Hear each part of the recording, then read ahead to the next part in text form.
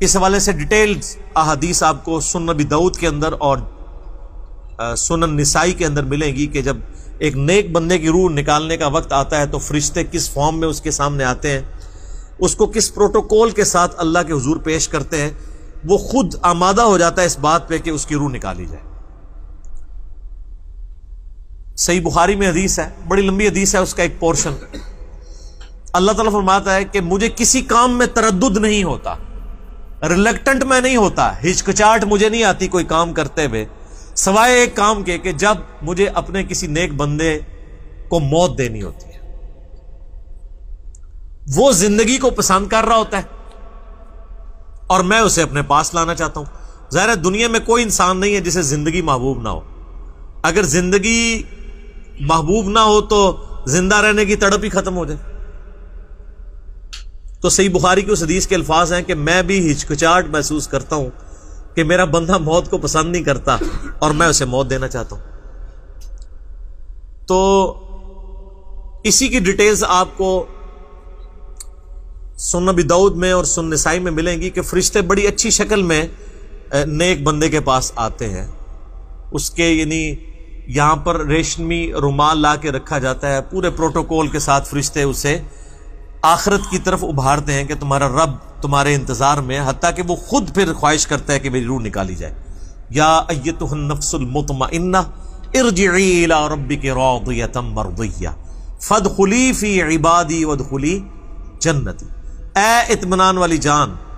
اپنے رب کی طرف لوٹ اس حال میں کہ تو اپنے رب سے راضی اور تیرا رب تجھ سے راضی، آ میرے نیک بندوں میں داخل ہو اور میری جنت میں آ جا۔ اور بالکل سائملٹینیس کنٹراسٹ انہی احادیث میں ابو داؤد اور نسائی کے آتا ہے کہ جو بدکار انسان ہے اس کی روح جب قبض کی جاتی ہے تو اس پہ بڑا یعنی برا وقت ہوتا ہے، اسی وقت اس کے اوپر نزع کا عالم طاری ہو جاتا ہے، تکلیف کا عالم شروع ہو جاتا ہے۔ تو ظاہر ہے کہ فرشتے اللہ کی طرف سے مامور ہیں روح نکالنے کے اوپر، تو پہلی آیت میں ان لوگوں کی روح نکالنے کا ذکر ہے کہ جو بدکار لوگ ہیں۔ وَالنَّازِعَاتِ غَرْقًا، قسم ہے ان فرشتوں کی جو غوطہ لگا کر کھینچ لیتے ہیں۔ وَالنَّاشِطَاتِ نَشْطًا، اور قسم ہے ان کی جو آسانی کے ساتھ بند کھول دیتے ہیں۔ یعنی ایک بندے کی روح اس طرح نکلتی ہے جیسے مکھن میں سے بال نکل جاتا ہے، جیسے مشکیزے کی کسی نے گرہ کھول دی، بڑی آسانی کے ساتھ اس کی روح نکل جاتی ہے۔ وَالسَّابِحَاتِ سَبْحًا، اور قسم ہے ان فرشتوں کی جو تیزی سے تیرنے والے ہیں، یعنی وہ انسان کے اندر گھس کے اس کی روح کو نکالتے ہیں نا۔ وَالسَّابِقَاتِ سَبْقًا، اور قسم ہے ان فرشتوں کی جو سبقت لے جانے والے ہیں، اللہ تبارک و تعالی کے حکم کی پیروی میں سبقت لے جانے والے ہیں، یعنی فرشتے اللہ تعالیٰ کی طرف سے مامور ہیں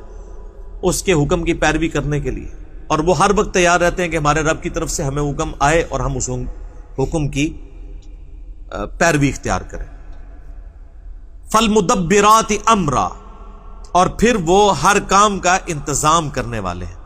یعنی اللہ تعالیٰ جو تدبیر مقرر کرتا ہے فرشتوں کے لیے، ان کو جو ڈیوٹیز اسائن کرتا ہے وہ کام کرتا ہے۔ یہ دنیا میں جتنے کام ہو رہے ہیں نا، اللہ تعالیٰ نے ان کے اوپر فرشتے مامور کیے ہیں۔ بارش برسانے کے اوپر بھی فرشتے ہیں جو بادلوں کو ہانک کر لے کر آتے ہیں، لیکن کسی مسلمان کے ذہن میں بھی کبھی یہ وسوسہ نہیں آیا کہ ہم فرشتوں سے ریکویسٹ کریں کہ فرشتوں بارش برسا دو کہ گرمی کا موسم قریب آ رہا ہے۔ کبھی کسی نے کہا ہے؟ تو ڈیوٹی تو لگی ہوئی ہے، کہتے ہیں جی بزرگوں کی اللہ نے ڈیوٹیاں لگائی ہوئی ہیں، اور بھائی فرشتوں کی بھی اللہ نے ڈیوٹیاں لگائی ہوئی ہیں، تو بارش فرشتوں سے مانگتے ہو یا اللہ سے؟ اللہ سے، کیونکہ صحیح بخاری میں درجنوں حدیث ہیں کتاب الاستسقاء چیپٹر میں کہ نبی علیہ السلام نے بارش کے لیے باقاعدہ نماز اور دعا تعلیم فرمائی ہے، اللہ سے مانگنی ہے۔ تو لہٰذا کسی بزرگ کو، کسی فرشتے کو، کسی بڑے سے بڑی ہستی کو اللہ تعالیٰ نے کسی خدمت میں مامور بھی کیا ہو، تب بھی اس چیز کی متقاضی نہیں ہے کہ اس سے مدد مانگی جائے، مدد اللہ ہی سے مانگے۔ اگر اللہ کے علاوہ کسی اور سے مدد مانگیں گے، خواہ وہ اللہ کے اذن کے ساتھ مانگیں، اللہ کا بندہ سمجھ کے مانگیں، غیر محدود سمجھ کے مانگیں، غیر مستقل بذات سمجھ کے جو مرضی اکویشنیں لگا کے مانگیں،